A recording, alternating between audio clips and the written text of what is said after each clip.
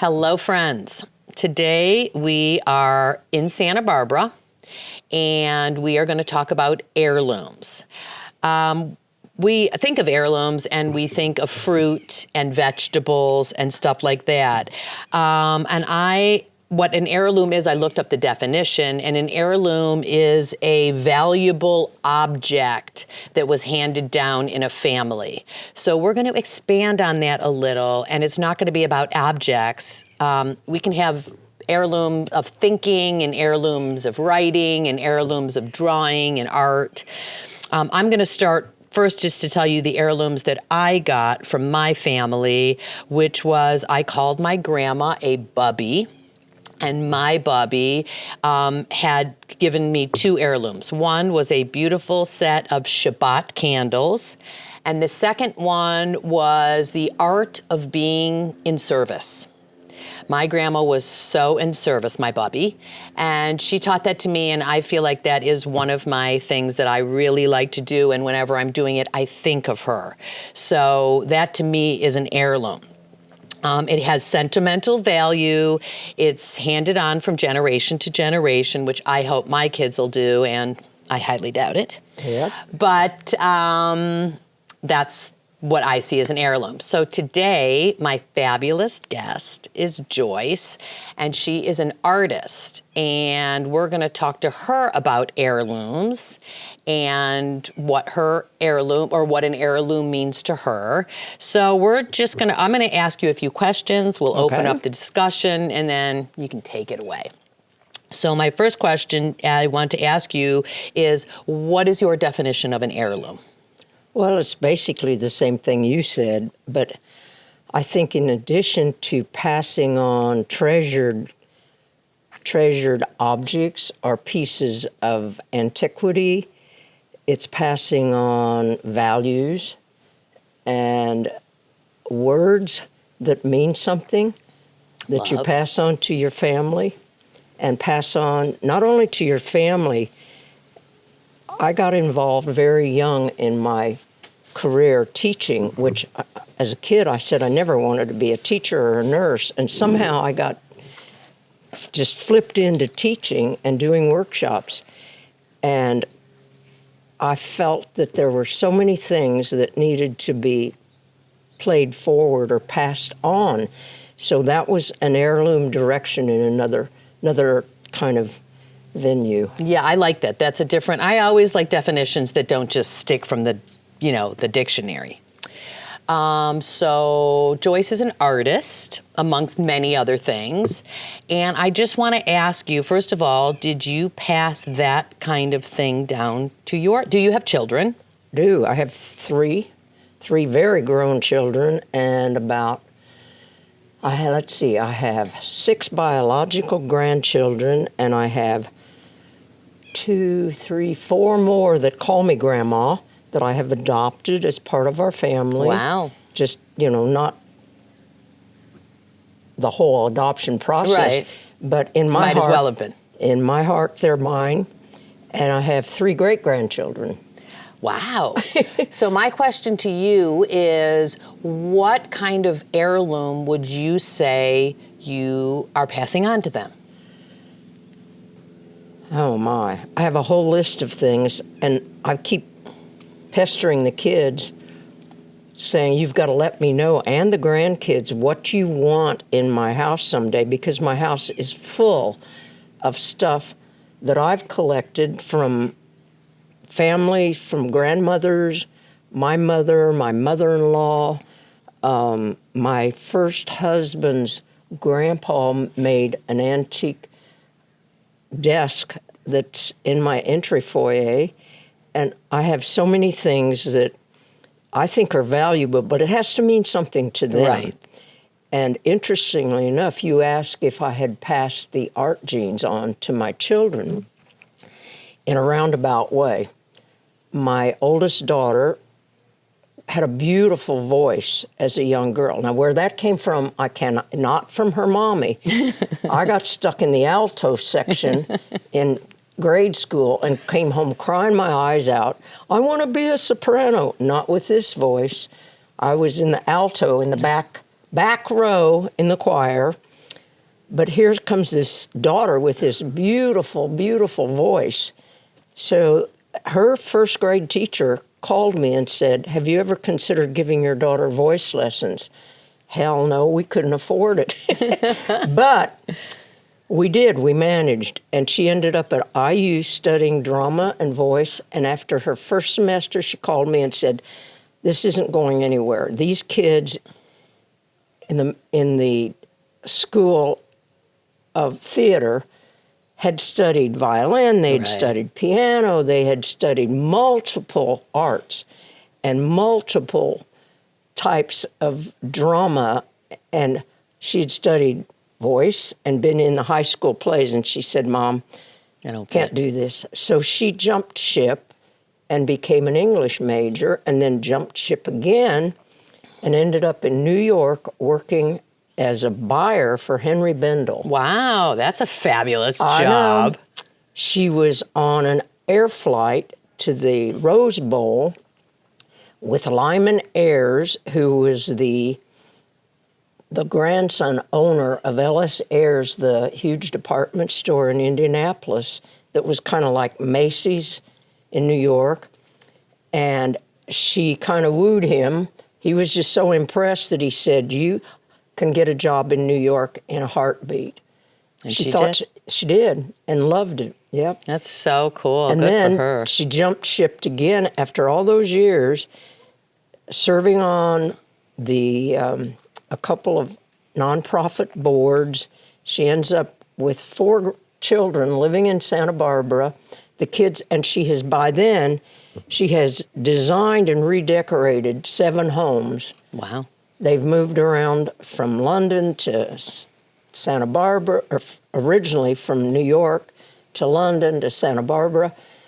And all of a sudden, everybody's asking her to help them. So today, she's been running her own interior design business for the last 20 years. Oh, so you got her. She got that gene. Yep, for sure. she did. That's so good. And then the second daughter went to Brooks Institute, Lori, and fell in love with photography.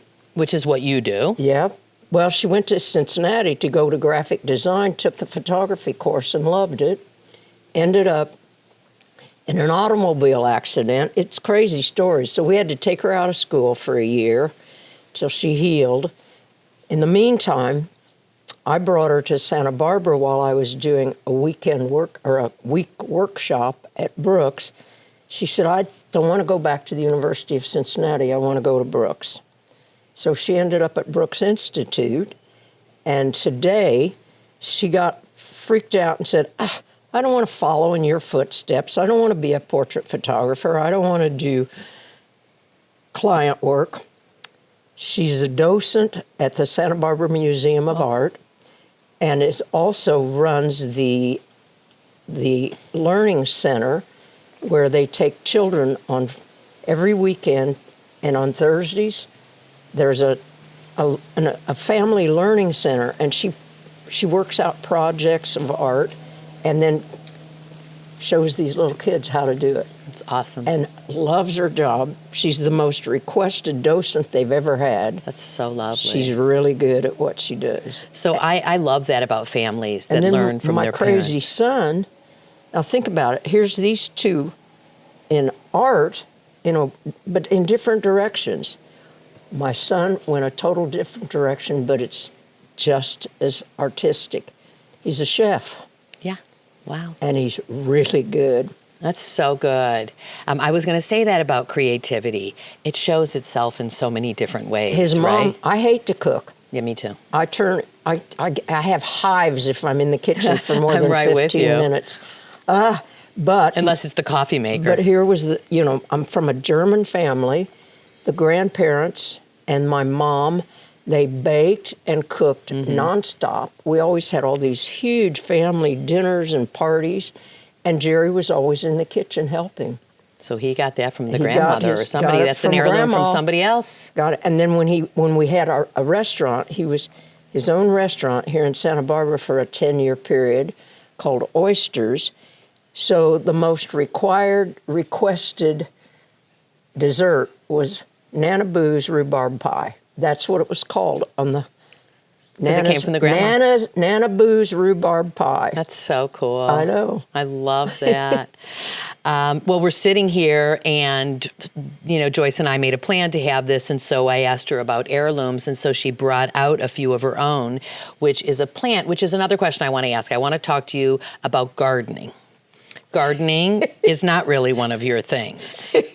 We talked about this before we set up.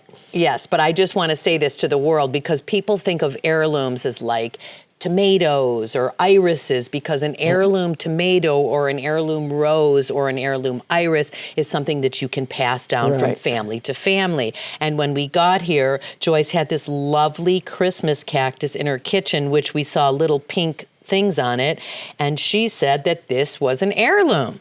So tell us about this Christmas cactus heirloom. Well, my grandmother had Christmas cactuses always, and so did my mother. And this crazy thing is shoots still from my grandmother's original Christmas cactus. And Mother had started. So how old is this, do you think? Well, the original. The original shoot, oh my goodness. Let me think. Would probably be about 120 years old. That's what I'm talking about, people. There's so much sentimental value to that, right? Yep. I mean, how cool. When you look at this, do you think of them? Oh, God, yes. Yes. And when it starts blooming, for the first 5 or 6 years that it finally bloomed again, because it was kind of beat up from 150 years old, who wouldn't be? From moving from the Midwest to make that move in a big old truck, moving van to California. And it took it a while, but when it finally bloomed, here were these little beautiful red, pink blossoms. And then about 2 years ago, this crazy Christmas cactus bloomed white and red.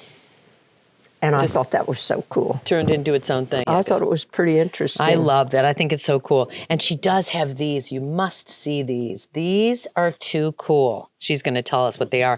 But they're Bibles that have all these page numbers on them. And they're so soft, they feel like butter. Butter. So tell us about leather these. That's very loved and well used. And how old are these? Well, by now. Whose were these? They have to be. Mother probably purchased that as a new set because her other one had worn out. My family, 3-4 generations, were raised Christian Scientists. And my mother would sit every morning and read the weekly lesson. And the little metal tabs are the way that she went back and forth from the Bible to Science and Health, which was the correlating book with passages that gave another explanation or a way of thinking about the Bible verse. So Mom had all this every morning.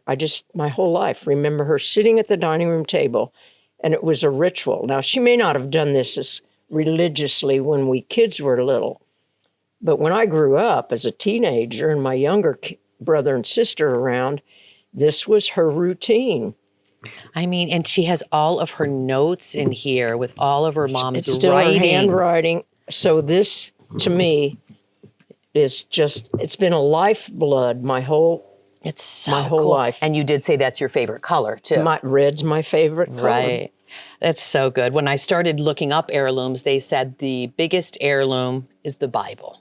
Well, that is what's passed down from family and generational. And it's my books, period. If you walk through my house, I have bookshelves full.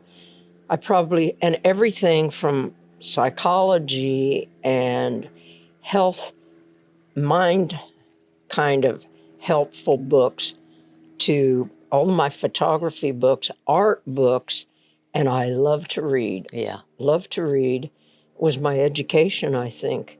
As a little kid, I had a little sister 11 years younger than me. Wow. Well, can you imagine when they moved her in my bedroom, and all of a sudden I'm sharing a bed with an 11-year-old little sister that I adore, but she pees the bed, and she's messy, And then I come home and she's taken my books and scribbled in them. Oh. And she took a whole little series of treasure dolls that I was saving. They were little ones that you built and you saved these. And she took them out of the case that Daddy made and painted faces on them and cut their hair.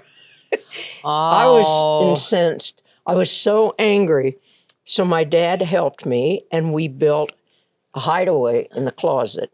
He hung a light bulb, and we put a bunch of pillows in there, and he made me a shelf for my books and put a latch on it from the inside so I could go in the closet and hide from my 3 siblings. That's lovely, They were annoying as hell, and I just wanted my privacy. I don't blame you. I think that's such a good little story, too. And is your sister still around? Are you friends with her? She's my best friend. Okay. Isn't that crazy? Yeah. No, it's fabulous. I have those, too. A too. younger sister that's 11 years younger, but as we grew and became adults. Right. Funny how that works. Yes. Yep. She's my best friend. It's awesome. I love that. And worked with me. I don't say she worked for me. She worked with me, collaborated with me for 25 years. Wow. And still does to this day. I'll call her and say, read this, let me know what you think. Does she live here? Nope. She's back in Indiana, where we're from, Indianapolis. Wow. I love that about you, too, because I'm from the Midwest as well. That's what you told me. Yeah, yeah. I want to know if you can tell me, is there a difference to you between an heirloom and a legacy? What would the difference be? I guess what I'm doing now at this stage of my life, in addition to, I'm still trying to create art periodically, but it gets more difficult because painting great big canvases, my arm hurts like the devil when I get through. And I don't like to stand and bend over them anymore. So I do a lot of stuff on my computer, just putzing around, taught photography for so many years that's just easy. I can sit down and I have thousands and thousands of images that I can draw from and just play and experiment.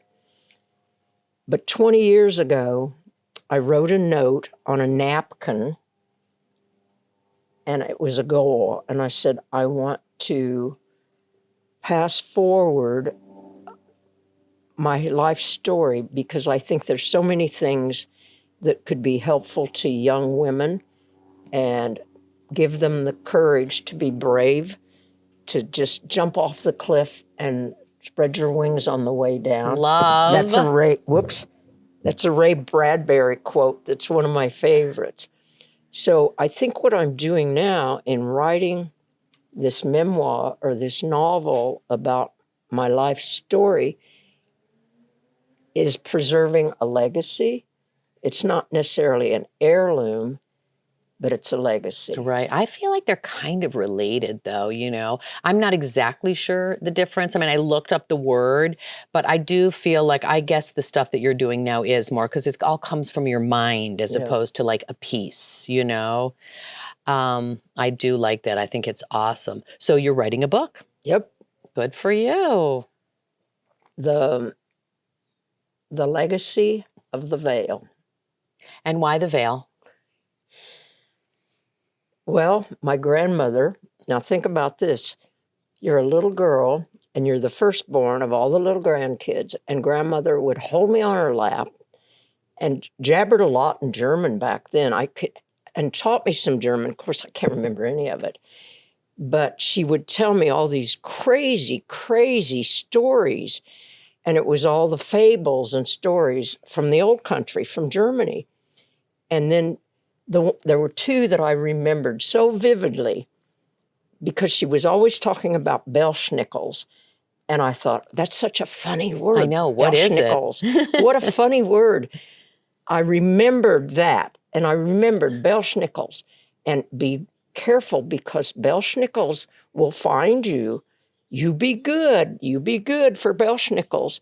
And I had no clue what, just that was in my head. The other thing that was always in my head, and their words again, you were born with a veil. She would pet and coo. You know how grandmas do. Oh my gosh, stroke your hair, pet on your cheeks, and give you little kisses and hug you so tight.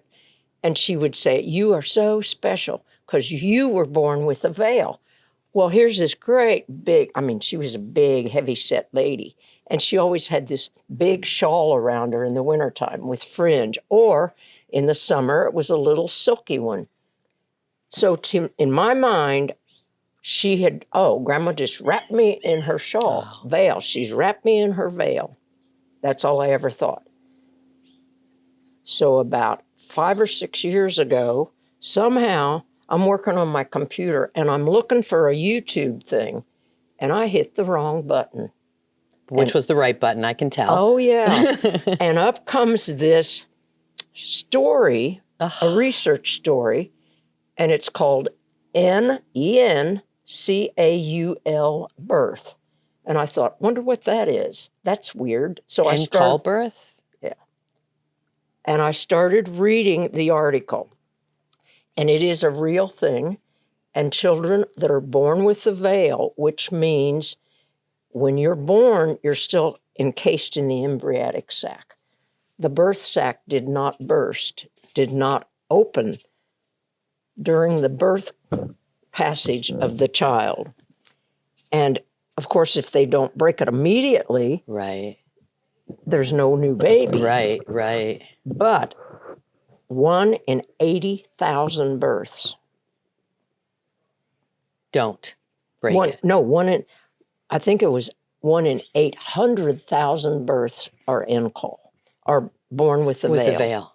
So it is very rare, and it's very special. How cool is that? And then there's all this mystery about it. You know how people love to create stories, but it has been researched and proven that these children have a sixth sense, almost like a shaman, and that as they grow, if they tap into it, their intuition is hyperactive, and they sense things and can predict things. And do you think that was you? Oh, heavens, yes. Oh, yeah, that is it's happened so my whole good. life.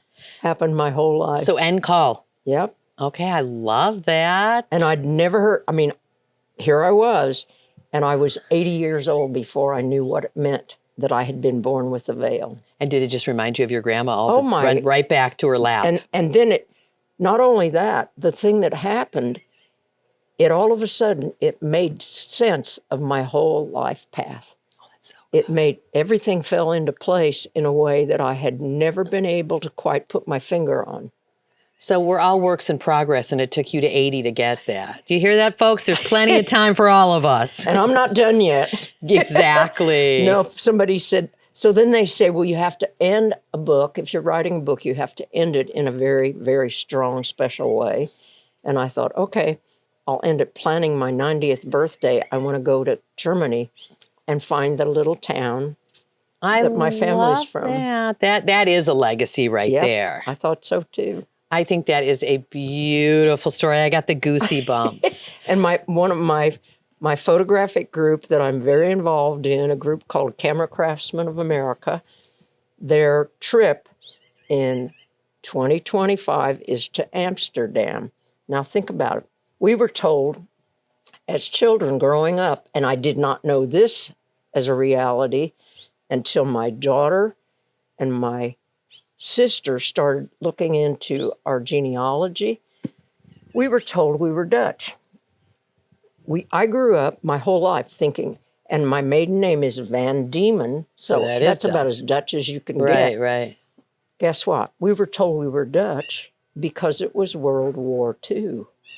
And my father and my uncle were involved in a small manufacturing or tool and die business, making parts for airplanes and tanks and the big warships. And you couldn't be German during World War II. That would have been a little tough. So we were told we were Dutch, and we never questioned it. Oh, so it. they changed that so nobody would know. Yeah. Like Jews did that too. Yep. They didn't tell anyone. That's right. So kind of like the Jewish people during that period, we sort of shifted our identity. And then my daughter and my sister do Ancestry. Right, or 23andMe. And 23andMe. They figure out who they are. And everything comes back. No, we're 97% German. Germanic, that little region in Eastern. So that region, of course, includes Holland and Amsterdam. Oh, so there was a little bit of truth to that. A little drop of that in there. Eastern European. And, that's what we are. Basically that's exactly German. What my family is, Eastern European. That is such a good one. So I thought, well, how cool is this? Because I've been a part of that camera craftsman group for the last 30-some years, and I was the first full-time woman accepted in that. I knew I liked you. It was an old boys club. Until you came along. Yeah, and now half of the 40 members are women. You go, girl. I love that. I love hearing stories from grandmas too. So in Jewish, my grandma was called a bubby, and a mainsa is a story. So they call these things baba mainsas, and they're like stories from your grandmother, just like that. I love that. That is so good. Well, the kids, my kids and all the cousins called my mother Nana, Nana Boo. And of course. Hence the Nana Boo pie. Exactly. And I have a granddaughter. The youngest of the girls is named after her grandma. Boo? Boo. And her what's name's Boo for? Elizabeth. But the British call kids Boo all the time. I mean, they do it now. Hey, Boo. Yeah. It's like a word, you know. Well, she's Boo even at work, and she's got a high-profile job in New York, and she's Boo. I love that. I think it's my sister's named Lulu, and that's another one. She doesn't have a high-profile job, but that's a name that people are like, Lulu. Well, the other crazy thing is when James, the first of the grandkids, was to be born, my family went into orbit. We cannot let you be called Nana. There was only one Nana. You're not going to be Nana. And I thought, I don't necessarily want to be Grandma. I know. And then James, he couldn't say Grandma or something, and then tried to tell him Grandma Joyce. Guess what? They said it's a J, just like you're James. Grandy J. Yeah. So I became Grandy J. And I love it. I like the name Grandy too. I feel like too. it's a good name. I know a few people that use that term, and I think it's lovely, actually. So, and then these grown girls today, they are so cool. Oh, they probably love you. We have a ball together. And when Sarah comes up from LA, and the twins still live here in Santa Barbara and work out of here, the three of them, or even when Sarah's not here, at least once or twice a month, they call me and say, Grandy, we're coming over tonight. We're having Grandy J's Supper Club. And they crash my kitchen and fix dinner.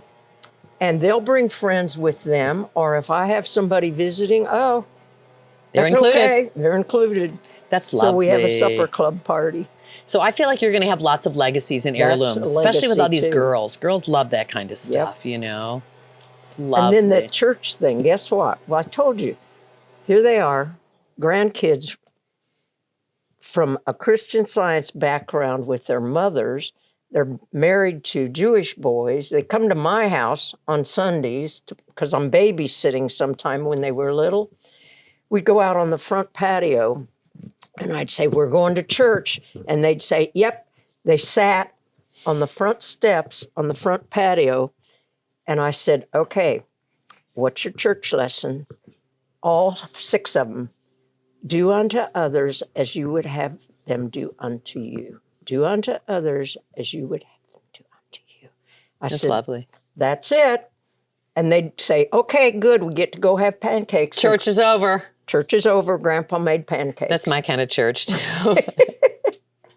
That's so lovely. Good for you. Yeah, granddaughters are so good. And how old are the greats? Oh, they're in Ohio, in Dayton, Ohio. And there's a 7-year-old who absolutely adores me and texts me periodically or gets her mom to call so she can talk to me.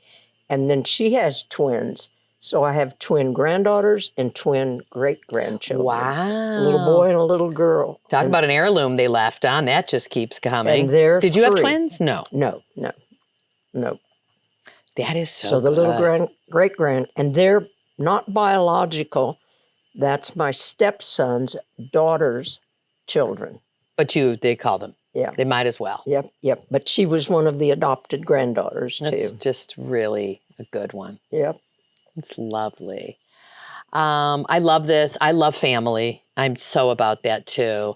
And I love legacies and heirlooms. And I think they're so important. And I find that the more you know about them and hear about them, I wish I would have talked to my grandma about those before she passed away, or my mom even, just to like hear what they had in mind, I think that's one of the reasons that at this stage of our life, well, I'm old enough to be your mother, but bottom line is if you live long enough to be an heirloom, which I am now. Exactly.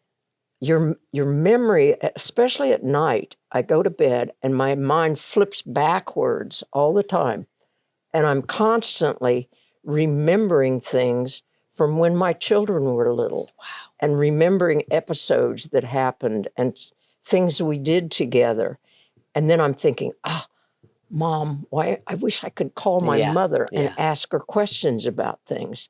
It's so cool. It is. I do believe you probably could. You might not be able to call her, but you probably exactly. I have faith in you that you're already connected to them. I've still got all of her right here. Right. All of her notes and her handwriting. What was her name? Boo, Elizabeth. Oh, she was Grandma Boo. Yep. Right. Okay, yep. Boo, we got the books. We got Boo's books right here. Boo's leather books. Yeah. Lucky us. Well, this was wonderful. Thank I'm you. so happy to talk to you. I'm so happy to know you. And I hope we have lots more good discussions. One other thing. Go. You ask about heirlooms and passing down an heirloom or a legacy. I think one of the things that means so much to me is the fact that during all those years of teaching workshops and being involved in photography, and there sits over there watching us, one of the examples, I had all these young girls come to me and they either had no courage or they were ready to jump off and do something beyond where they had been with their photography. Or in so many cases, I would sense that there had been a problem in their home life or in their background because they were shy or they didn't want to be part of the group. And that was that thing about having that intuition. And I hope so much that the legacy and the heirloom that I've been able to pass on was to recognize that in not only the girls, there were 2 boys that were gay and they couldn't tell anyone. They were so frightened of their family's situation. One of them was a Chinese boy and he said he would be done. His family would never speak to him again. And I knew there was something wrong. And I would get them one-on-one, invite them over to look at their work, bring your portfolio over tonight. I just want to talk to you by yourself. And one-on-one, they'd let go. And I think it was because I'm so open. I don't have any secrets. And I would share my stories with them. And being able to pass on strength and courage and love to these kids and all these women, I could probably make a list of at least 20 that I have watched flourish, watched them grow and thrive. The 2 girls that I just spent a week with, both of them came to me as young photographers, young girls, and they have just blown people's minds with what they accomplish and what they're doing with their work. And Melissa, who's sitting over there. And who's my friend and how I got connected with Joyce. Melissa moves from Florida to California, wants to get into doing fine art photography, sees a workshop I'm teaching, and she's so timid and shy, and she's not sure about this. And I just kept encouraging her, and we were just in an exhibition together, and her work was stunning, and everybody loved it. And she was the one that came up with the theme for our exhibition. I knew that about the veil. It makes me feel like I want to cry. I have like a lump in my throat. Now think about it. The theme, when she threw that out and said veiled, I said, I'm all in. Well, of course, that is such a cool connection. Oh my. Veiled, because I feel that here's the child born with the veil, and then I spent 88 years unveiling Yeah. other young girls and young boys So important. and giving so them. Good.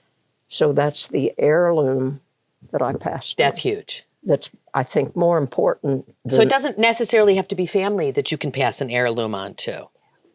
Because I feel like when I talk to Mims, is who I call Melissa, and I said, I want to do something with somebody that's kind of creative and an heirloom. And she's like, I have the girl for you. And so, and I know how she feels about you too, and her and I are on the same page. So as soon as she said, perfect, I was like, okay.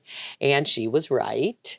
And I love that. And I love that you've helped so many good people. I mean, that is like just so much light around you. But for you know that. what?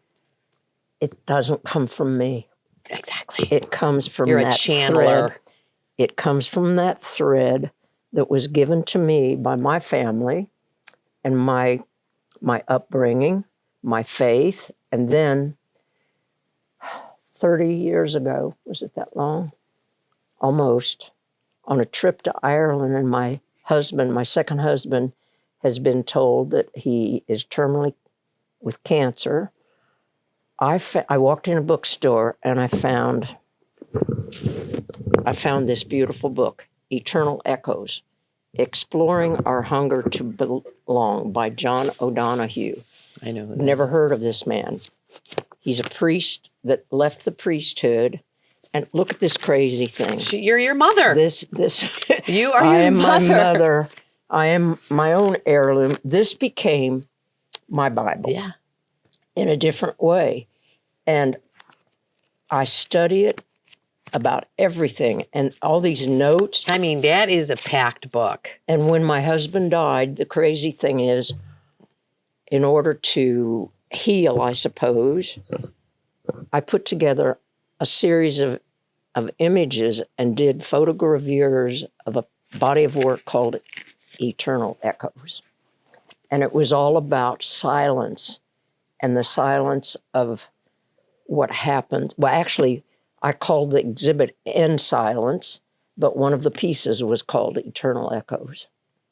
Wow. And about silence? Is Yep, that what it was? And yep. why silence? And it was huge. The hospice of Santa Barbara saw the exhibit and asked me if they could exhibit it, because they said there's a sadness to it, but it's not sad. It has so much hope, and there's so much beauty in the silence of what you were going through, and we want you to share it. That is so lovely. You're an heirloom creator, a legacy creator, and a person who, what's the word that I love to use, is a manifester. You're a manifester. I love that. Mwah. Thank you so much. This was fabulous. And thank you all for watching today. Yeah, good. Beautiful story, fabulous lady, all kinds of beautiful backyard. This was good. This was good. Thank you. Fabulous. That is so cool. That's right. So were you in Ireland with him? He went. Yep. He found out on the trip? No, we found out a week before we left. Oh. Went in for a chemo treatment. And he was already sick. Oh yeah. But he was okay. I mean, he was getting worse, and the doctor said, no more chemo because this is terminal. Right. And that was in July. We went on the trip, and he died in April. That was either the first or the second. I'll never forget. He died during the golf tournament, the Masters golf tournament. We had the TV on with his bed in the living room, the hospice bed, so he could watch the golf. That's awesome. But he didn't. He was already out of it. But it was still there playing. Because I feel like even if they're out of it, they still hear. You know, my mom was going, and she could hear my sisters and I. But the crazy thing is, when we called hospice, I don't know whether you know this, but if your loved one is terminal, they teach you how to administer. Yeah, of course, we did it. The drugs. The drug. And as they left that day, they said, It's up to you. Totally. That's what they did us. Turn it up if you need to. It's all on you. We turned it up, and he was gone 2 days. Exactly. My younger sister And as soon as they me, walked. to me, that was Beautiful. heaven, because his son got to fly in here with the grandkids. The granddaughter that now has the 3 little kids, and she was only 17 at the time. Wow. Yeah, So I it's feel like been- that's mercy right there at its finest. It's 11 years ago. He passed away 11 years ago. Wow. And how long were you married? 30. Second marriage, 30 years. Wow, that's long. The first one only 16. A little practice for the next one. You need a little practice sometimes before you go get the right one. It wasn't right. I just made it work. Yeah, of course. Until you know better, you don't do better. This is why I don't get married again. I hear you. That's so good. Well, I know you have to get back to. Well, because there's a storm coming or something. I would love us to go out to eat, but I don't know if we have time, if there's going to be a thing. What time is it? 12:20. I have time, but it's up to you. Because What do you say, Zach? We're 5 minutes from the tennis club, and they've got a little outdoor cafeteria there. I mean, do you have time, do you think? Yeah, it should be fine. Okay, let's do that. Let's do that. I'd love to do Because that. I'd love for you, Zach, I'd love for you to see the exhibit she's in. Oh, is that where it is? Oh, absolutely. Well, me too, both of us. I know you are. We're nice and close to it. It's Okay, 5 good. minutes from here. Okay, good. I think we should. And you know what? I can call them and turn in our food order so it's quicker while you're packing up. Okay. Uh, That's good. Memorize the Let me menu? go- Pardon? Have you memorized the menu? I'll pull the Oh, menu. No, I'll pull the Joyce, menu you're up on my lovely. computer. Okay. I'll carry that all in for you. Go. Okay, You I get can it. take these. Okay, be careful. Yeah.